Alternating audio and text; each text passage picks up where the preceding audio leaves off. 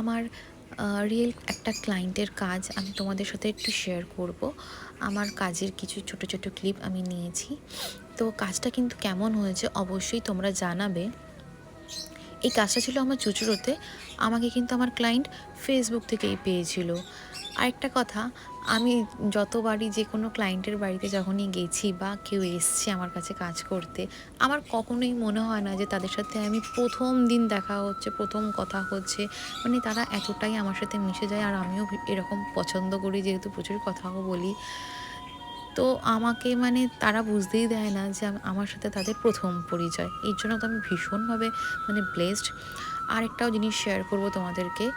কোনো ক্লায়েন্ট হয়তো নিজের দোষে নোকটা কোনোভাবে ভেঙে ফেলেছে, তারা আমাকে কিন্তু ওই সত্যি কথাটাই বলে যে, বুলটি এটা কিন্তু তোমার দোষ নয়, এটা আমি উঠিয়ে ফেলেছি, আমার দোষে এটা এরকম হয়েছে। মানে এই রকম ক্লায়েন্ট পাওয়াটা